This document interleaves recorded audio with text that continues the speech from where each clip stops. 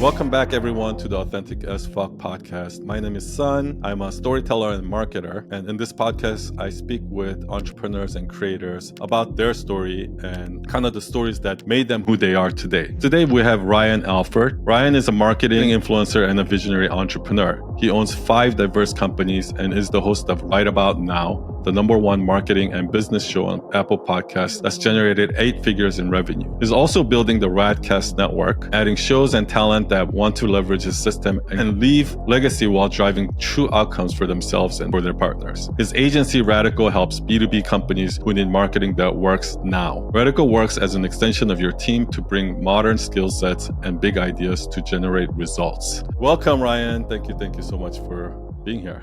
Son, it's my pleasure. I'm honored to be here. Highly respect you and what you've done with your platforms and building your community. So it's my honor to be here and share all that I can.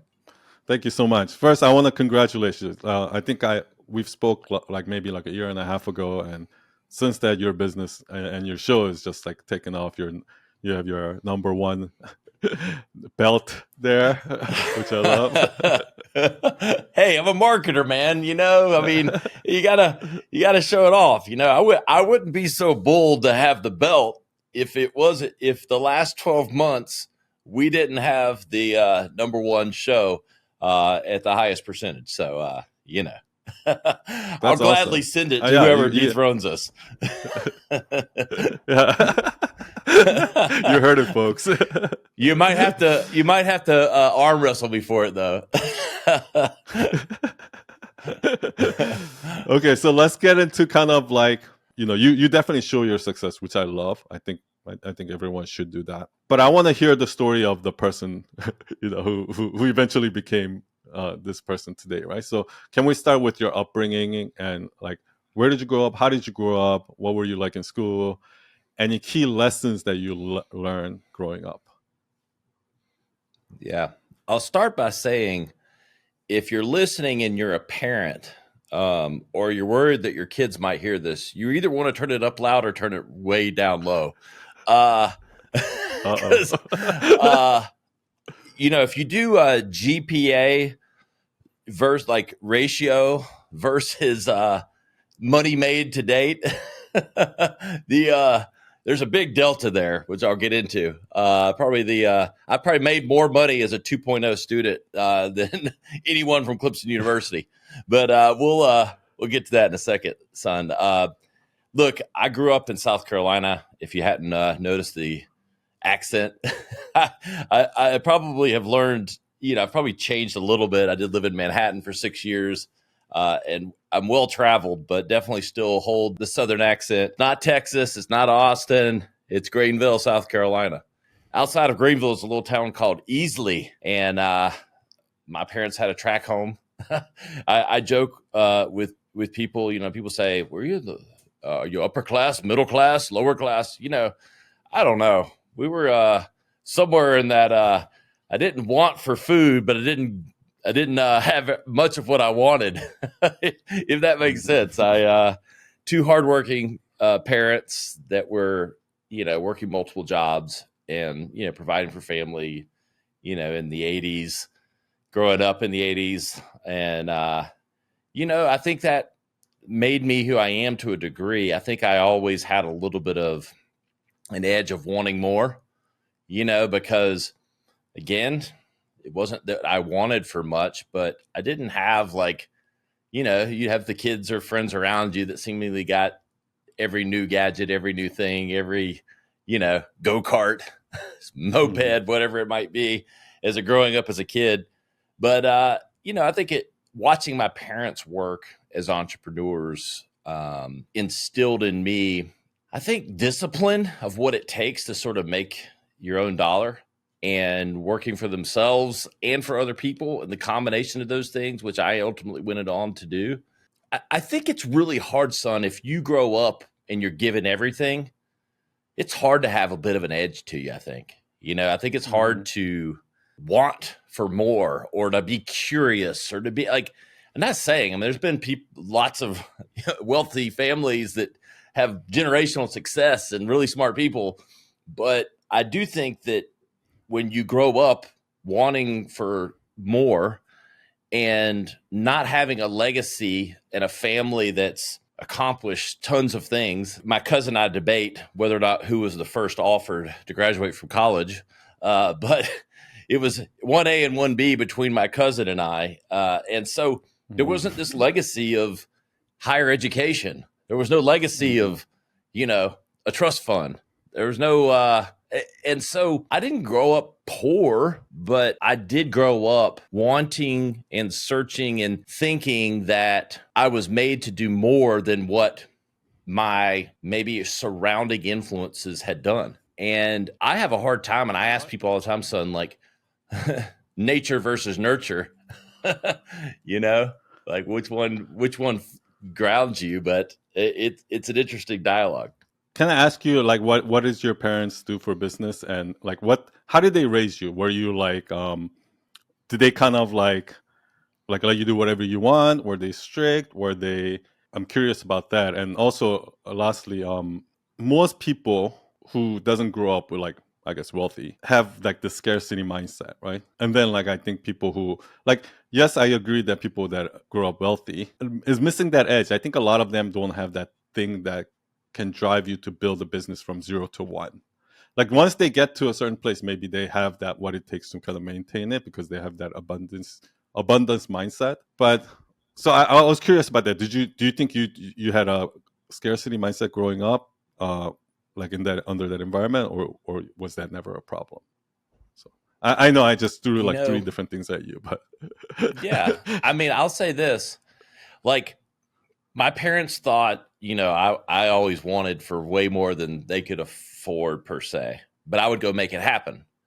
And I was also really generous.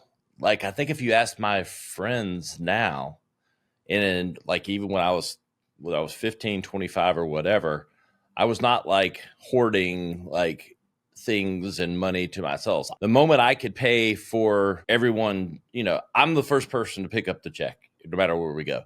And it's not because I carry it over people's heads, but I have definitely an abundance mindset. And I'll say this, my parents raised me by setting a standard. And I talk about this. I went on a dad podcast. I have 4 boys. Mm-hmm. You don't have to over discipline your kids or be over disciplined if you set a standard with which you follow and they expect. You don't have to over discipline them. And my parents did not over discipline them. Now, I don't know by nature or nurture. I didn't have any chemical imbalances. So they didn't have to battle maybe some things that some kids, have. Like I was very even keeled, but they, I watched what the standard was. My dad worked, my mom worked. They got up and went to work.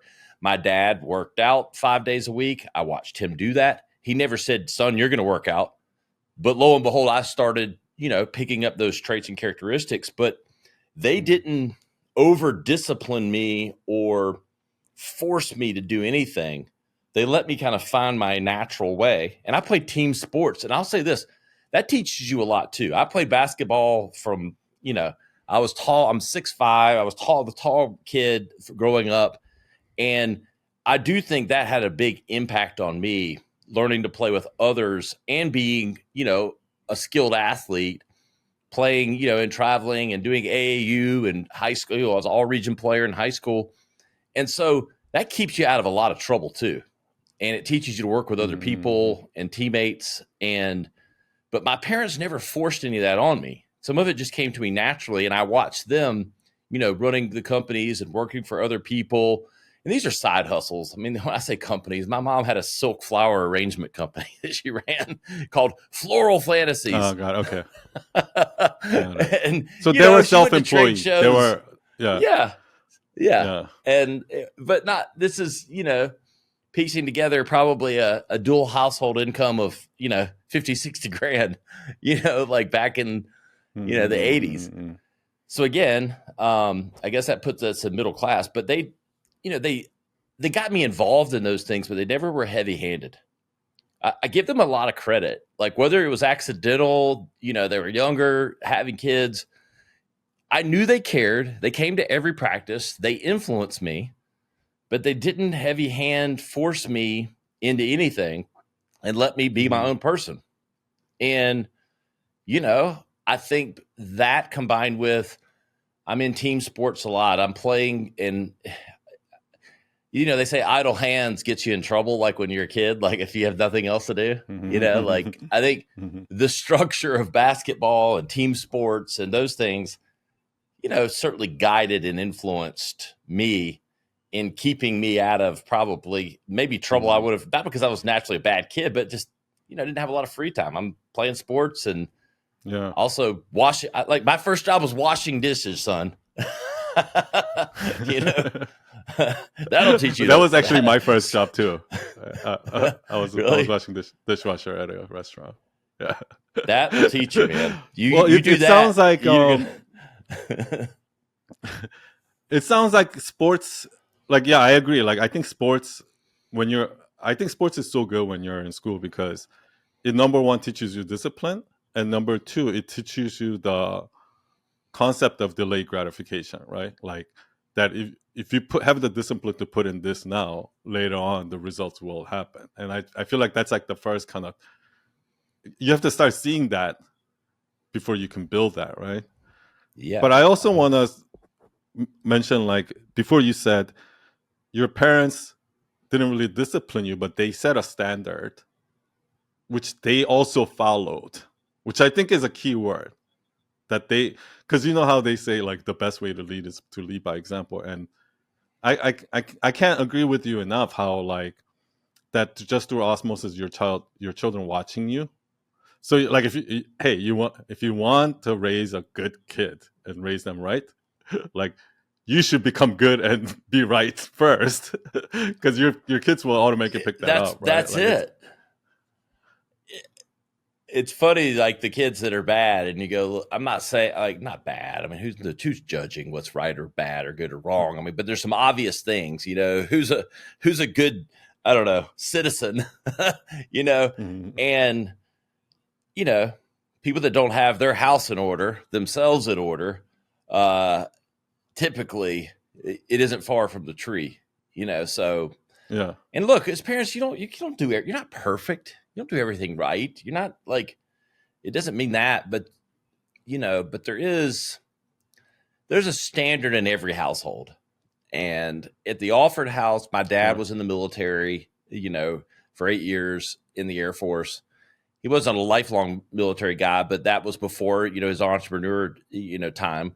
But he wasn't a drill sergeant, but he had discipline and, it was a different time, and they instilled that in me. I had chores to do, and then, doing the team sports things, like you said, it teaches you both delayed gratification and look, when you play team sports at a competitive level, like it doesn't have to necessarily be a professional level or like whatever, but if it's truly competitive, also teaches you see what makes the great player, and you can reflect on yourself and see what it takes to get there, either as a team or individually. And you can either do something about that or you can ride the pine. Yeah. Like the you can see like a little glimpse of high performance there, like people who really push themselves versus not just good enough. Exactly. And so, I mean, and look, I was blessed and had a talent, a skill there. But I I was a B student at best in high school. Like, it's not because I wasn't smart, but I was bored, to be frank. I had a good memory. I could memorize anything for 24 hours. So, you could read stuff. Same thing in college. Look, I graduated with a 2.01 at Clemson. I mean, like you have to have a 2.0 to graduate. And it wasn't because I flunked tests. I hated going to class. I was bored. I just was uninterested. It's like you didn't try. Like you knew if you tried. Yeah. You could have. And I don't like that. Like, I look back and I talk about it. I talk about it. I don't like that attribute. I don't like it, but it's true. And your parents, it also sounds like even though you were not like growing up like well off, like even though you guys were middle class, it seemed like your parents never made you feel like you have to worry about money. Like like you had both of, so you didn't have so much money that it didn't spoil you to a point where you didn't have that drive, Yeah. that ambition, but you also didn't, you weren't so poor that you didn't feel like you had to worry about money, like you weren't in that scarcity mindset growing up. And I don't know if that was No, we like weren't. We by weren't in design, that. maybe your parents like Yeah, it was. I don't know if it was by design, but they had enough money. They weren't. But I also know that there was enough discussion though that they were. There'd be months that they were struggling to put it all together. But it wasn't like thrown in my face at all yeah, times. Like, well, we don't have any money around here. So it was kind of a balance. And then I yeah, paid student loans through college. Like they helped me with what they could, but college was pretty mm-hmm. much funded on my own shoulders. Got it. Yeah. So it sounds like you had maybe you kind of had that personal responsibility at a young age, like you kind of taking the financial burden for yourself rather than just like taking it from your parents or something like that. Yeah, and then they gave me money and they gave me allowance, and they didn't. It wasn't that I didn't get anything, but it became clear, I guess, whenever that happened. And it wasn't when I was 12 or 10, but call it 16, 17, 18. It became apparent that if I was going to get what I wanted or get, advance or, get to a higher level, it was going to Yeah. be with my own two legs. Got it. Got it. Got it. Yeah, I just want to kind of before we move on to the next stage in your life, it's very interesting because like even though your parents like were very passive in their parenting, it sounds like it's still not as easy as it sounds, because a lot of times what I see parents do, and I also see a lot of bosses do this too, they'll set some sort of a standard. They say from now on, no iPads or something like that, right? No iPads in the car.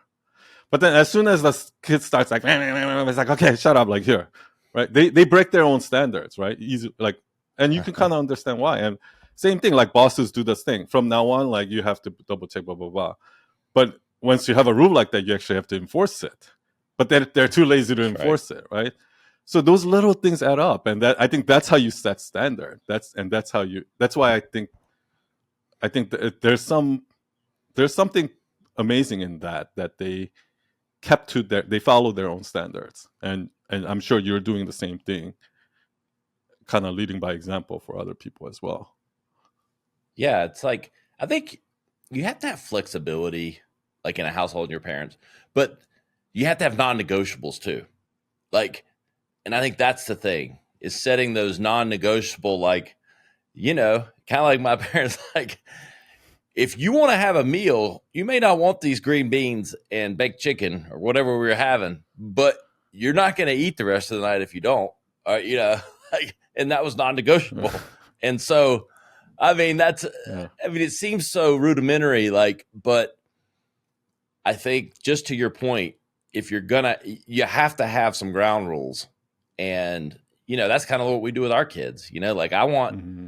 I want to positively influence them and create a standard while also having and creating guardrails while also having a lot of flexibility for them to trial and error and learn and, take risks and those kind of things. It's a delicate Mm-hmm. balance. Yeah. And I think your kids will, you know, appreciate it like later on. Maybe like they might not like it, that discipline, or like I remember I was growing up, I hated my parents because they were so strict. Um, and like recently in the last like 10 years, like I had to reconcile. I had to kind of when I went back to Korea, and I had to reconcile with them, and I had to tell them I actually appreciated so many of the things that they did for me, which I used to hate them for when I was young. Yeah. And yeah, like it was like a beautiful moment where you know, like when your child understands like what it's like to be a parent or something like that, I guess. Yeah. Exactly. Yeah, you definitely have those moments, and I have a lot of those. Yeah. And I will say, like, I think a lot of the things that we've talked about in like that childhood, it built a confident person. Now, there's this fine line in arrogance and confidence, having fun with the championship belt here. Like that's kind of my persona. Like I don't want it to come across arrogant. It's not meant to be that way. It's more, I'm a marketer and having fun. But all of these things that I think my parents did and my upbringing and having some things, not having others, though, it did that combined with, I'm 6'5", I'm a big guy. I was always tall. That helped. That's genetics, but genetics alone won't make you a confident individual. I think my parents letting me try and do things, because you can't become a confident unless you have to do things yourselves and you see positive outcomes from them. And so I think that combination of things and the ways that my parents raised me and gave me opportunities and got in my way on some things and out of my way on others, allowed me to sort of have the right, look, all we're trying to do, like with children and yourselves, is give them a chance, right? Like give them the best opportunity to, you can't remove all the obstacles, but how do we give them the best chance to go at this thing that we call life? Yeah, I love that. I think that's such a, it seems simple, right? Of course, like you need somebody to believe in you and let you try and fail and succeed and all of that. But I feel like in today's day and age, so few of us get that. Like so few of us have that person that allows us to do that, especially at a young age. Yeah. And I was blessed to have two parents that did that, but they were also disciplined enough to know, and I'm a firm believer that no matter what happens, at some point when you become an adult, it's up to you, and you have to be able to look in the mirror and go, if this is going to get where we need to, we all need positive influences and all that. But at some point it's numero uno. You got to make that decision. So how did you go from, after school, did you go to like college, or you went right into entrepreneurship? No, I went to Clemson, like I said, and low GPA and all, but graduated. And I was going the traditional path, like you go to high school, you go to college, you get the job. And I was a natural marketing / I guess some salesmanship. I think I'm more of a natural marketer than a salesman, but went to an ad agency right out of school and worked for 13 years for the same ad agency. They were very entrepreneurial company.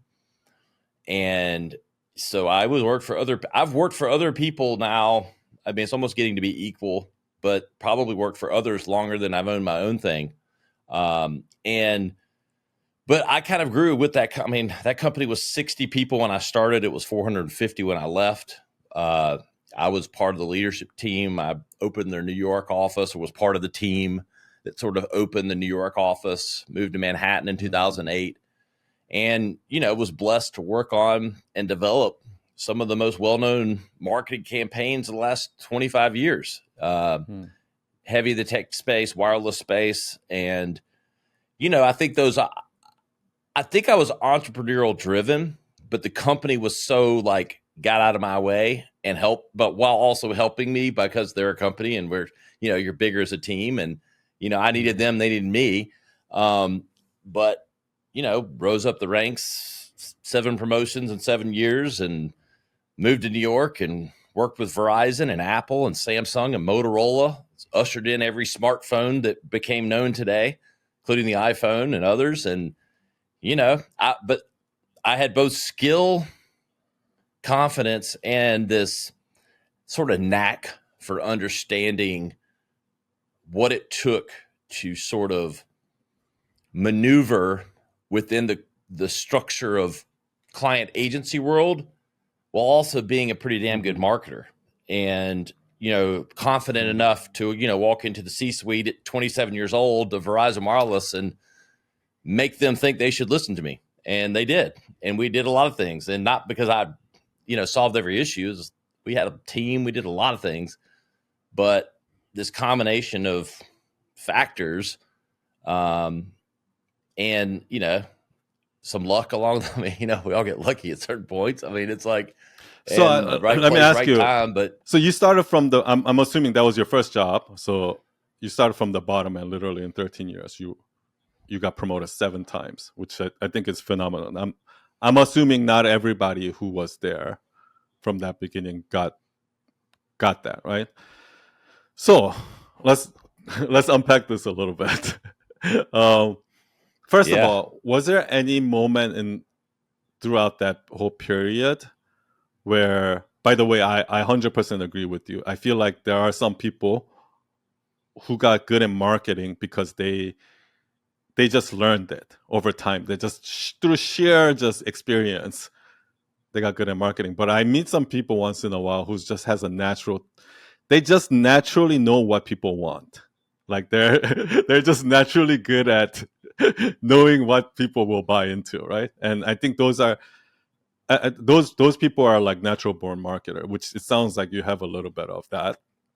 But was there anything during that 13 years which, like, a big lesson that you learned where you used to believe one thing about the world, but then it actually turned out that no, I was wrong about that. Actually, it's, you know what I mean? Um, were there anything like that? So what are some of the biggest myth buster lessons that you've learned those 13 years? uh, I'll say this: like, I sort of had blind optimism combined with maybe too much confidence, combined with resourcefulness. That the combination of those things were magical, but I learned quickly you don't know everything, and you're not always going to be the most talented person in the room. And you know, I think I went into it thinking it wasn't because I was so confident, like, oh, I know every answer. I just knew I was more resourceful. I grew up not getting everything that I wanted, and I became very resourceful at getting what I want, combined with being a pretty damn good strategic marketing mind and creative mind. And so, if you aren't, I was hungry, but I thought I probably knew more than I really did. Um, and I think you have to kind of eat some humble pie Got it. when you run into people more talented than you. Has that happened? Wait. So let me, because like what happened to me is, because like what you're saying is very relatable to me, because I, like, right from the get go, from the beginning, I was actually pretty good. So the problem was, for me, the problem was actually my head got too big, and in the beginning, my ego was out of control. That Yeah. I had to like I had to get stomped a few times and realize that, Yeah. like, you know, the market don't, like that famous line by Gary Vee, right? The market doesn't care about your feelings. Like, Exactly so right. I made a, like, I always say the biggest lesson that entrepreneurship taught me was humility. Yeah. Yeah. Oh man. Yeah. I learned that after once I went into that, which we'll get into. But like my, you Okay. know, I'll say this: I thought that I could get it done alone, and I think so. Like if y'all talk about what I thought, you know, the way the world worked, you know, how far I could go, what I could do. Hmm. I had this.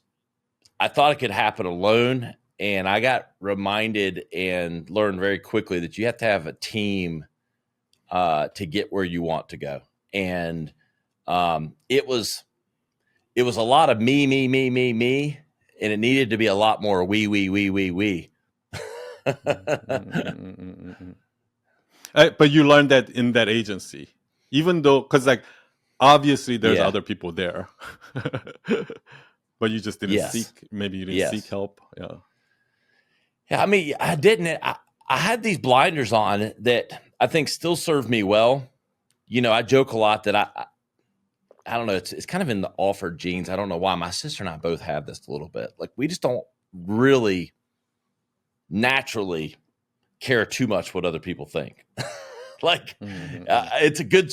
That's a superpower. And it is. And don't get me wrong, I'm human. I mean, I get offended, or but I get offended, and you kind of get your feelings hurt. But I don't dwell in it the way a lot of people do. A lot of people get so, paralysis from it. I don't know. I'm just so like forward. I joke like I don't have a rearview mirror in my car, like in my car being life, like because I just kind of go. And I wish that I could like take that gene and give it to some people, or whatever it is, because I don't know what generated that in me. But my sister's the same way, so I don't know what it's something. I actually some genetic code. I think it has a lot to do. I actually think it has a lot to do with how you were raised, because this is what I like. I think it's exactly what you said about confidence before, right? You said the only way you can be confident is you have to see proof of competence, right? Your own like that you can do something, right? And I just don't think that a lot of people at a young age don't have the opportunity to do that, because everything is so guardrailed that like they don't have the opportunity to fail. And I think you need an opportunity to fail and actually fail at a young age a few times to understand what that feels like, and then to succeed, to understand. And once I think they've done that as they grow up, that because like my parents gave me that, right? Like parents gave me that freedom to go fail and try shit, and I didn't realize how valuable that was until I was older. Exactly. And so that's why it's this weird thing, people, coaches and everybody, they try to train people, and you can, but there are these things in life and influences that happen that are sort of the ingredients to what you have that are hard to duplicate. Yeah. It's much, much, much harder as a grown adult to try to do that, right? Than if you've experienced growing up, like obviously, like it's ingrained in you. 100%. So okay, so how did you go from? So it sounds like you learned 13 years. You learned everything about marketing. You've worked on some great projects. You've developed skills, and you even learned to develop like skills on like how to work with people in teams and things like that. And then did you start from there? Did you start your agency right away, or how did it transit? Like, how did you get out of that and kind of did your own thing? Yeah, I mean the clock kind of ran. I mean, 13 years is a long time at the same place. Clock kind of ran out there, and I wanted to move. My job sort of was in New York. I wanted to be back in South Carolina, and I'd gone through a divorce. My 2 kids were going to be in South Carolina. I wanted to get back to South Carolina, so moved here.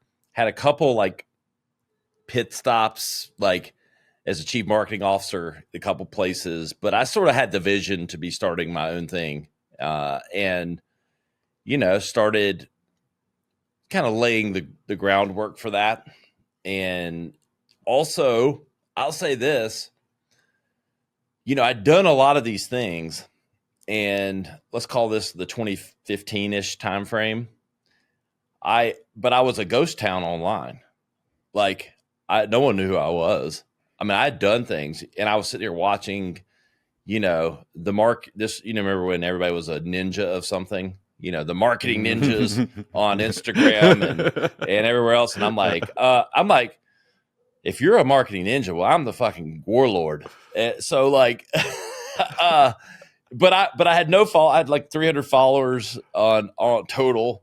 And so I knew that I had to start carving out, awareness that would pay dividends. And, I had a foundation that a lot of people didn't have. A lot of people start with no foundation, but just start posting and doing things. But I had a lot of history that I wish I probably had documented, but didn't.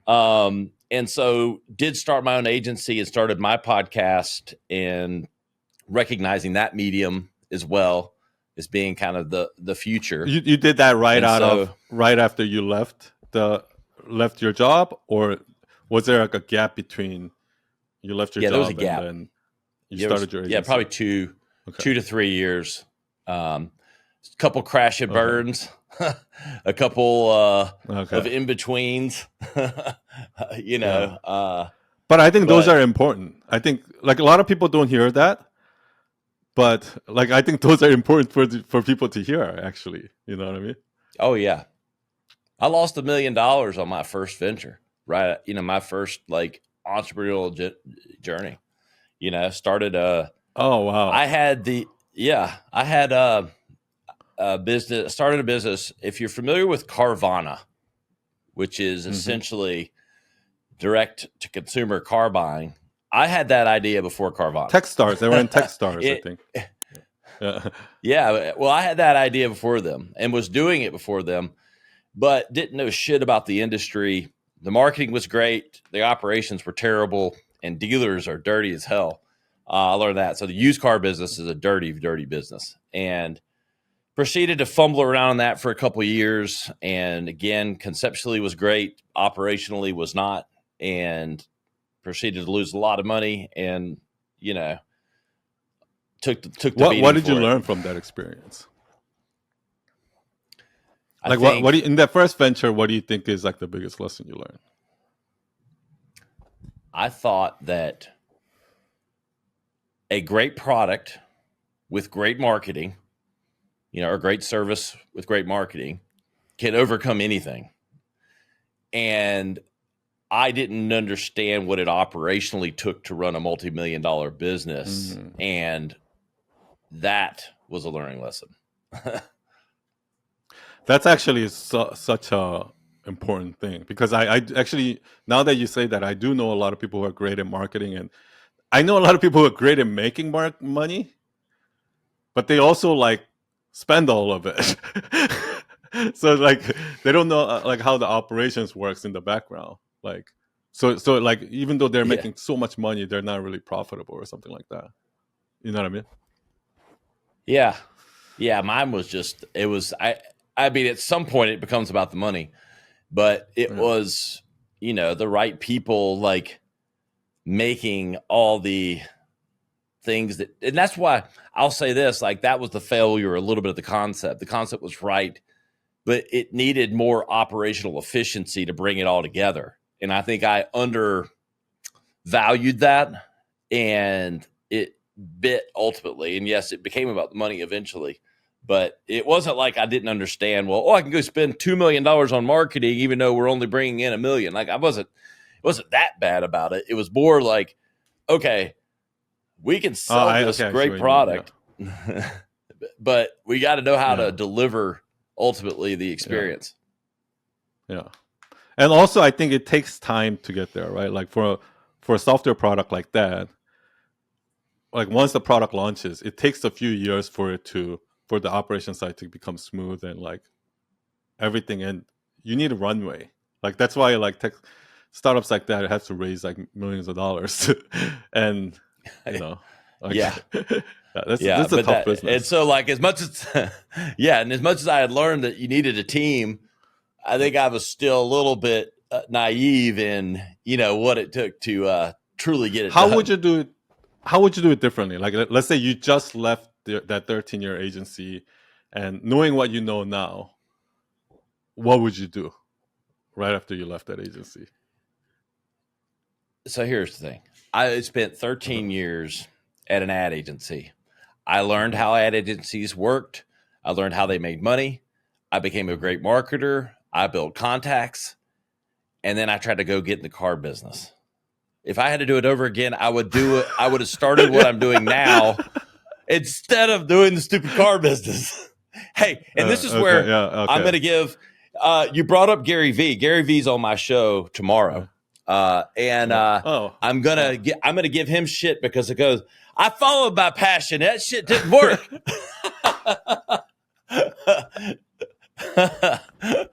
because he's the follow your passion okay, guy. I'm gonna be like, that shit didn't work. but I'm assuming I'm assuming you're just as passionate about what you're doing now in the marketing world as about Yeah, cars. Yeah. 100%. Yeah. Yeah, because I thought that was like what is the thing that made you go like, oh, I should go into the car business? Like what? I Like thought the instead of like, yeah. Carvana idea was amazing. Like I thought it made a ton of sense, and I was a car guy, and I thought I could bring it all together. I didn't think it wasn't just blindly like I'm going to go sell cars. There was a little more substance to it, but it's still okay. It was It was like too left of center. It's still like kind of you are kind of chasing a shiny object in a way that because Carvana was like the thing right now, and there was the time to do it. So you wanted to knock one out of the park, right?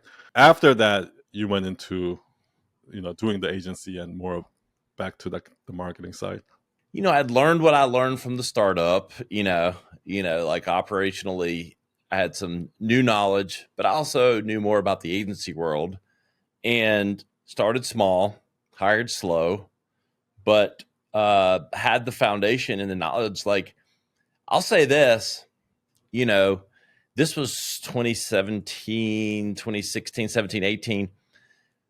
A lot of companies, small boutique agencies, a guy, 3 guys, 3 girls, whatever, starting an agency, didn't have the credibility, knowledge, and backbone of clients that I'd work with that I did. So I immediately had credibility making those phone calls and working with those clients because I had solved $1 billion marketing issues and was working with small to medium businesses at the beginning. I mean, so it was easy, to be honest. Like for me, you already had at least like to see the problems. Yeah, it's never easy. Yeah. And did you already kind of have relationships in the marketing world by then? Like working in the agency for 13 years. Yeah. I had relationships, especially access to talent and different things to get work done. I will say I stayed out of it just long enough to probably, it wasn't as turnkey as it would have been, like maybe going after past clients or other things, because it had been just long enough to where, they might be doing other things or whatever. That's why if I had to do it over again, I would have done it faster.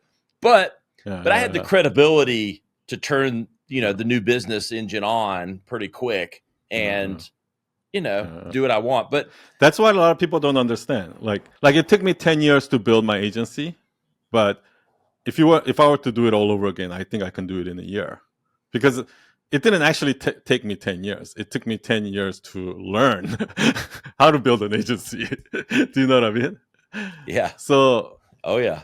So I think you probably like in that 13 years while you were there, you probably like learned most of that. For you, it was kind of, you already kind of went through a lot of those, you already had all those skills, how to get new business and all of that. Yeah. The foundation was solid and, somewhat turnkey once, I was focused. But that's the key. Being focused. And also, but I think even if you weren't, even if you didn't have that experience for at 13 years at the agency, I think somebody like you, even if you started from scratch, you still would have made it. I think you still would have done it just with your sheer personality, right? And yeah, I mean, I will just push I'm that guy. I mean, like for good, bad, or indifferent, if somebody might do it better than me, but I will do it. Yeah. And I think here's the important part. When you said like the 3 guys and 3 gals starting an agency, like that's, I come from that world, right? I'm a designer and I come from the creative world. So I know exactly what you're talking about. And it's like a shit show, right? Like 3 guys, 3 girls, idealistic. They're like, they have this dream of an idealistic agency and they, work out of their whatever studio but they can't make money, right? They can't generate revenue. They can't make, so like within 6 months they disappear. And for me, it's so obvious when I see people like that, and I meet people like you. I'm like, it's so obvious that you guys have to be working together because you guys have no clue how to bring in business, like or make money. You know what I mean? Yes, So I know how to make money. I mean, I've had to learn to fill around my own gaps, but you know, and even my wife goes, you know, honey, like I married you. She's like, there's one thing I never questioned about you is like you're gonna make some money. yeah, because you're resourceful. Like as long as you're resourceful, like you could be dropped in the middle of an island and you'll find a way to be resourceful and find food and shit better than other people. Like Yeah, no, it I is. think It's that resourceful and gritty, and grittiness and resourcefulness, and that doesn't make me an efficient human being necessarily at all times, but it does make me something. yeah, that's awesome. And then you said that you kind of realized that you've been kind of working behind the scenes and you wanted to be public facing, right? And like how did that process go? Like what's the thing that made you go like, okay, I need to get out there more? And once you had that, how did it actually happen? How did you make it happen? Repetition, number one, is how you make it happen. It doesn't happen overnight. And look, it's clear. And if anyone listening or whatever, look, when you build a personal brand, it gives you leverage. And 20 years ago, unless you were on television or an actor or an athlete, you couldn't do that. And so I was watching this unfold and going, I will do that at some point when I can. Like this 2013, 2014, 2015, I was self-aware of what needed to happen at some point because it just unlocks opportunity. Like that was clear to me. Back to being resourceful. If you can't, as long as you're comfortable in the camera and don't mind being out there a little bit, which I don't mind, like to not do that, it's like, I don't know, someone handing you the most delicious piece of cake you could have and going, nah, I'm good. I don't want it. Yeah. You saw the opportunity there and it was obvious to you. And so you went after it. Yeah. And then is that when you started the team podcast? and the resources to do it? Mm-hmm. Yeah. And I mean, I had to grow the agency and get some clients and get some revenue generated, to be able to start to fund that and invest in that. Cause it's an investment at the beginning. You don't start that engine and it bear fruit immediately. It's a brand game, like brand over time, sales overnight, but you have to build it over time and you have to have the confidence that those reps and, doing things. But look, I also knew that I wasn't going to be, Gary Vee 10 years ago where I had somebody follow me around with the camera. I'm not that guy. But I knew the podcast would be the source of content. I knew that would help me do and grow the personal brand and the podcast and stay sharp in marketing and business because you have people on. It was always crystallized to me the way these things all work together. Your entrepreneurial journey combined with your personal brand, combined with the podcast, like that formula was obvious to me. It just took me a while to turn it on. But once I did, I've stuck with it. Yeah.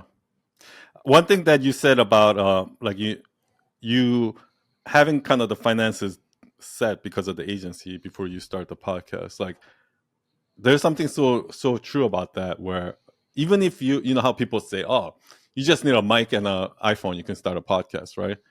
Well, although that's true, you still need to spend your time for a long period of time, probably months, if not years, building that podcast where you're not going to make money. So who's going to pay for it? Your living expenses and all of that. So this is why I think it, like, you know how like everybody, like before you said about Gary Vee, everybody says like chase your dream, go after your passion and all of that. And I think one of the like things that people misunderstand is that they try to chase their passion of starting a podcast, even though they don't have money. So they end up making stupid decisions. So they can't grow up their podcast. They're struggling with money, and they just can't get out of that rut. Whereas if you just did something like do marketing agency or get a job where you save money for a year, so you don't have to worry about money now, and then now you can invest it into, starting your podcast, and you have a runway. Like Yeah. I think that's the better way to do it. Yeah. And I mean, to be clear, I got the client. I knew I couldn't start it without some clients in the door, but I was probably over investing even past most people's comfort zone, even with money coming in.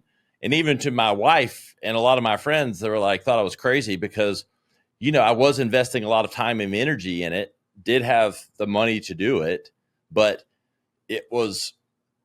I was playing the long game. For 18 months, we had 100 listeners, but I didn't care because I knew it took time. I knew I would get better. I knew that the guests would get better. And then I also recognized at a certain point I had to go bigger, and I wasn't scared to risk that and align more resource, more time, and leaning more into, my credibility and, contact list to make the show bigger. Is that something so investing to go bigger, right? Like, because I feel like it almost sounded like you invested more than what most people would, right? And so talk to me about that. That's something that I noticed about a lot of successful entrepreneurs that I meet is they do take these kind of risks and invest. And I'm like, well, why are you doing that? Right? Like, to me, it seems a little bit risky, but I see them do that a lot and I see it pay off, right? A lot of times. So is that something you learned? Or is that how you were all the time? Like investing it, like taking that risk to make big investment for the future. Have you always been like that? Or is that something that you learned over time? I'm highly risk tolerant. I know that if it crashes and burns, I can do something else. So I don't worry about it crashing and burn. And look, to be successful, to be in the 1%, I don't know if I'm in the 1%, by the way, but I'm just saying, like, to be at a high level, you have to be extremely risk tolerant because you got to push the chips in when a lot of other people wouldn't. And sometimes you're right and sometimes you're wrong. But don't make it, I think about it. I'm not like, I'm not jumping out of planes, skydiving, risk taking. I'm just saying, but I have an extreme tolerance to things that a lot of other people don't, and that would keep them up at night. And I sleep really well. And you've always been like that, even when you were young. Yeah, even when I was young.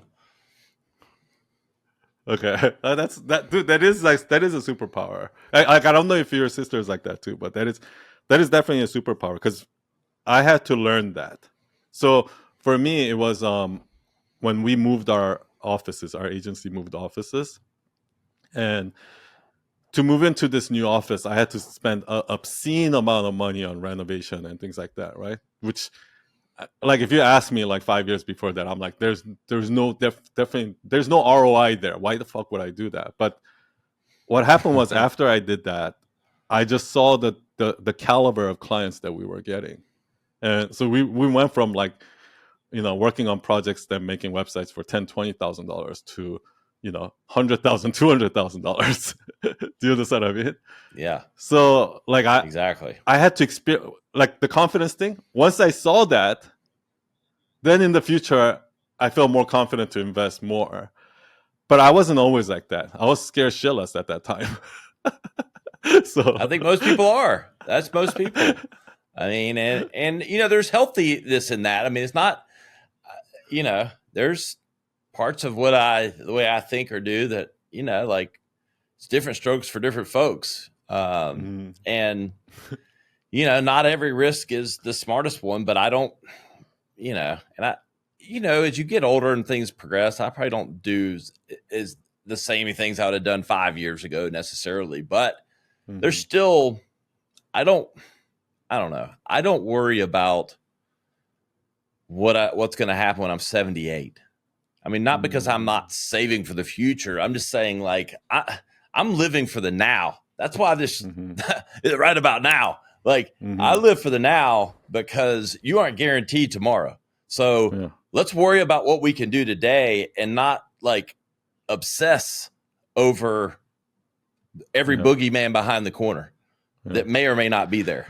We have very similar, I'm similar like that, but I think the difference is I think you were always like that. And I think I grew into that.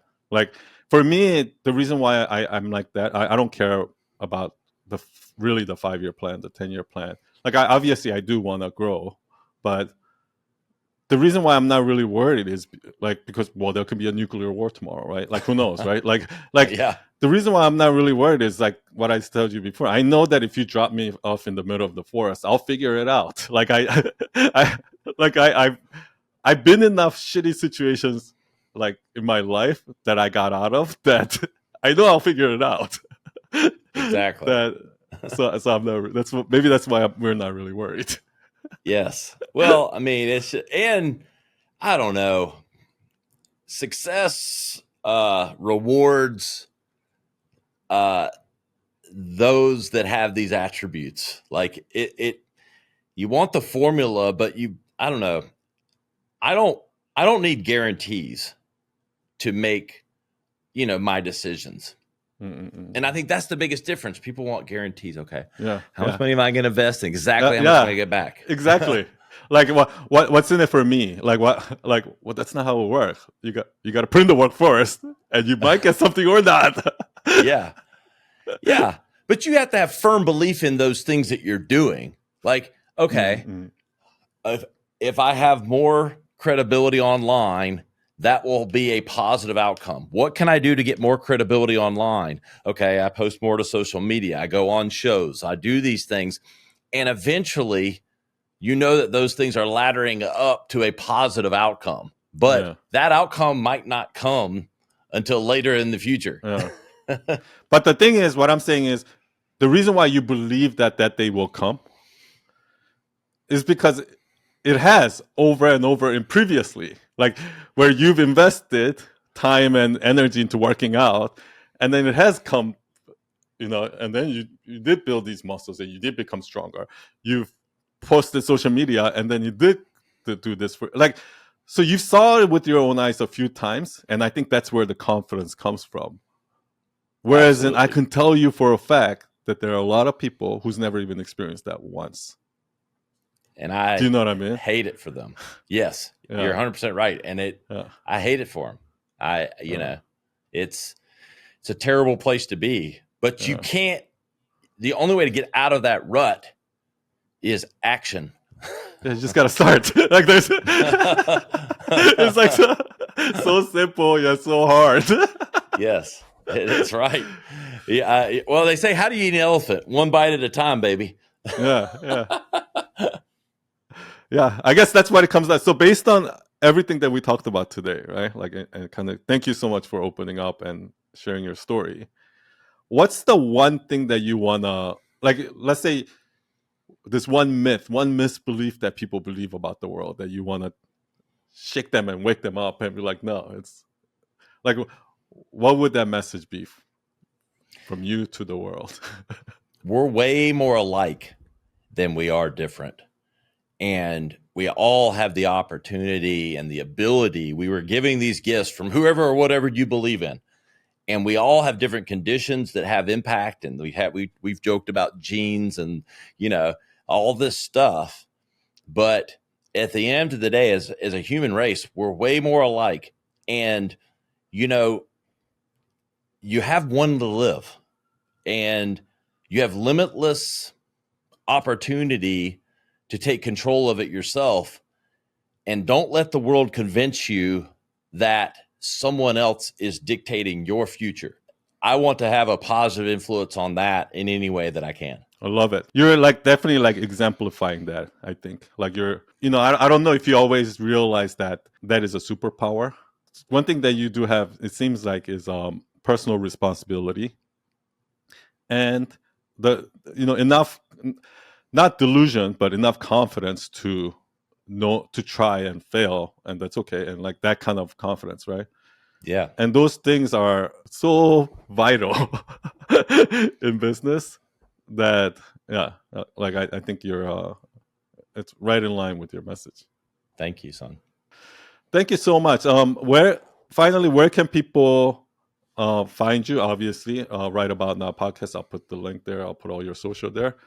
Is there anything that you're promoting right now, or where can people find it? Yeah, I mean, we're trying to help people do what we've done, which is build. We believe that podcasting is too broad of a term, so we're building radcasts. Podcasts are hobbies. Radcasts make money. So we're helping people I build love it. business around their branded content, and we think about podcasts as really a form of branded content. And we teach people. We have a strategy that we've built. A lot of people talk about, oh, I do this service, do this product, and they've never done it themselves. Well, we built the number one show, and we can show you how to do the same.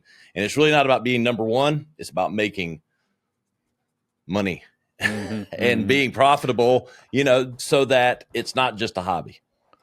I actually really love that. I mean, I know we touched on it before, where we said, make money first before you chase the dream. Like I actually think that's like a great message right now. And you remember I told you, like, I want to find the creative people, like the three gals, guys, and like connect them with you, because I do think that that's like where you can really shine, because I do think there are a lot of creatives out there, talented. They're just clueless when it comes to making money. Yeah. Well, it's outcomes. You got to have business outcomes.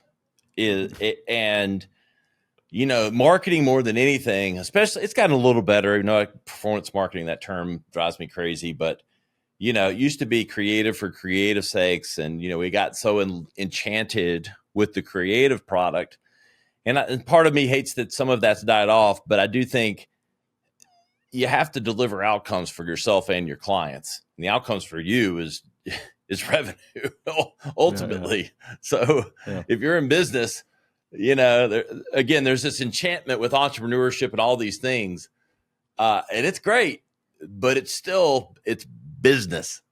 Yeah, I think we've went too far the other way. The pendulum has swung too far the other way, where it's all about passion and no money now. Like, we need to scale it back. Yeah. Somebody's got to pay those bills. The government can't do it all. Exactly. I mean, I definitely learned that lesson. So yeah, I agree with you. I'm 100% with you there. Cool, man.